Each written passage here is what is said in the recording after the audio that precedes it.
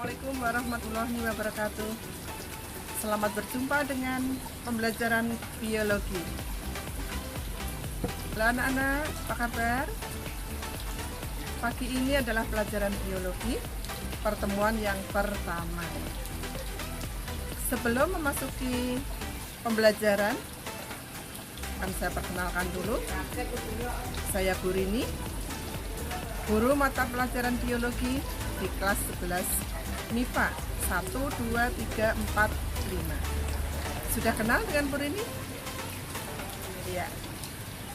Kalau belum, saat inilah kita bisa bertatap muka walaupun melalui video hari ini.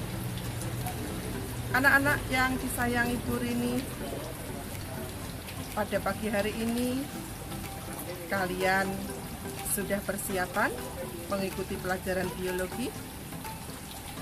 Jangan lupa dipersiapkan buku catatan, alat tulis, sehingga apa yang ditayangkan Bu Rini hari ini kalian bisa membuat rangkumannya. Gitu ya, persiapan. Anak-anak, untuk belajar biologi kalian harus tahu dulu. Yang pertama adalah berapa KKM biologi? KKM-nya adalah 70. Kemudian untuk belajar biologi banyak sumbernya. Yang pertama dari buku, dari paket perpustakaan, atau buku-buku lain yang relevan untuk kelas 10. Kemudian yang kedua, kalian bisa mencari dari sumber lain, dari majalah, dari TV, dari internet, dari YouTube, semuanya bisa digunakan. Kemudian sebagai sumber belajar di sekolah, diantaranya saat ini Bu Rini berada di Greenhouse SMA 2 Blora, merupakan salah satu sumber belajar biologi, sehingga kalian nanti setelah pandemi berakhir kalian bisa tatap muka, bisa belajar di Greenhouse. Kalian nanti bisa melihat kakak-kakak kamu sedang belajar di Greenhouse ya, hari ini mereka ada yang sedang memelihara tanaman, ada yang memperbanyak tanaman, ada yang membuat hidroponik, aquaponik, dan lain-lain. Nanti dilihat tayangan video setelah ini. Anak-anak, saya minta kalian tetap semangat di masa pandemi COVID-19. Kalian tetap belajar di rumah, tetap patuh pada protokol kesehatan. Semoga kalian selalu sehat, kemudian berdoa bersama-sama pandemi COVID segera berakhir, sehingga kita bisa tatap muka di sekolah, bertemu, belajar secara luring. Demikian anak-anak, video perkenalan Bu Rini hari ini. Kita bisa bertemu pada pertemuan berikutnya. Wassalamualaikum warahmatullahi wabarakatuh. I love biologi. Assalamualaikum teman-teman. Ini saya di Greenhouse SMA Negeri 2 Blora sedang proses atau cara menanam secara hidroponik.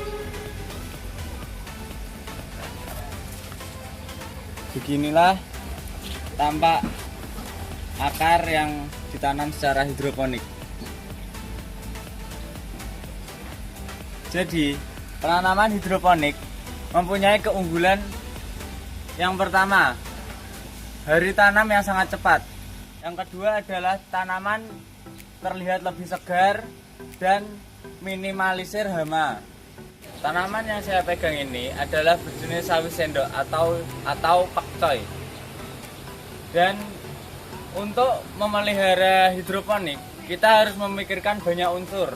Yang pertama adalah pupuknya, memakai pupuk AB mix, yaitu unsur larutan A dan larutan B. Larutan A adalah unsur yang mengandung unsur makro dan larutan B dominan unsur mikro.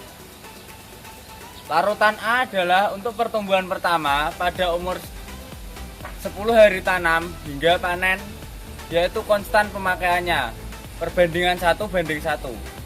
Larutan B bisa disemprotkan ke atas untuk tanaman yang berdaun lebar. Pertanian penanaman tanaman sayur dengan kolam adalah namanya aquaponik. Di bawah ini adalah kolam ikan dengan ikannya memakai ikan gurame. Yang dibutuhkan untuk tanaman sebetulnya adalah NH4 atau nitrat. Fungsinya untuk pertumbuhan dan perkembangan pada tanaman. Selain saya menanam pakcoy dan selada, saya juga menanam kangkung. Di sini tidak lupa untuk selalu mengamati TDS-nya, pH air, dan suhu air.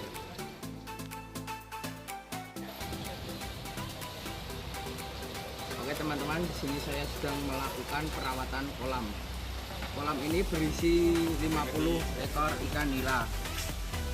Saya di sini membersihkan daun supaya daun tidak tenggelam dan menjadi amonia pada ikan. Oke, saya di sini akan menerangkan tentang ikan nila. Ini ada aerator yang berfungsi untuk memecah oksigen di dalam air. Dalam pemberian pakan, dari bobot semua ikan ini dikali 3%-nya. Amonia adalah hasil dari ekskresi ikan yang menyebabkan racun pada air. Cara meminimalisirnya dengan mengurangi air 50% dan menambahkan garam ikan setiap 1 minggu sekali. Penyakit-penyakit pada ikan nila. Yang pertama itu ikan dapat terkena jamur. Cara mengobatinya dengan cara dikasih garam dan dicampur dengan methylene blue. Kutu air dengan cara menguras air secara bersih dan penambahan garam ikan. Assalamualaikum warahmatullahi wabarakatuh. Kali ini saya akan menjelaskan tentang pengolahan tanah untuk budidaya tanaman melon.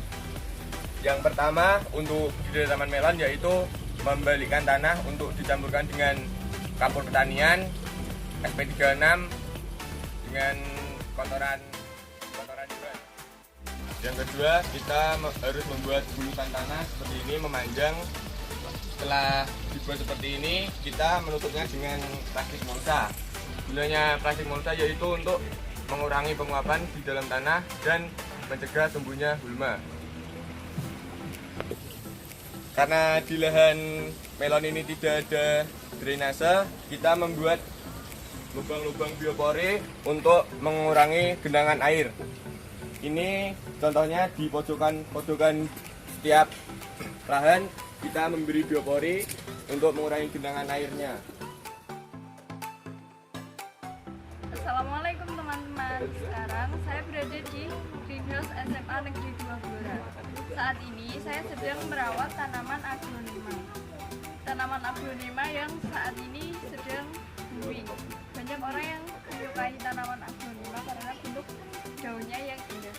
Cara merawat tanaman aglonema, jangan disiram setiap hari. Siram tanaman aglonema jika media tanamnya kering, sekitar 4-5 hari sekali. Selain itu, jika ada daun tanaman aglonema yang kering maupun berjamur, harus dipotong.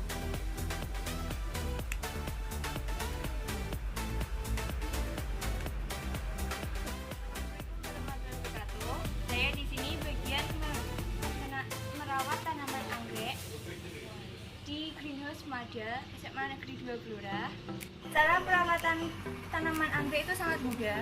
Jika median tanamnya itu kurang, kita tinggal menambah serat pakis sama arang, dan cara penyiramannya itu tidak sering, cuma seminggu sekali. Jika kalian ingin seperti saya, masuklah ekstrakurikuler PLH ya. Sampai jumpa. Assalamualaikum teman-teman. Di sini saya bagian merawat kelinci. Merawat kelinci sangatlah mudah. Yang pertama, memberi makan kelinci cukup hanya 2 kali sehari. Dari 1/3 berat badan kelinci. Manfaat kelinci sangatlah banyak.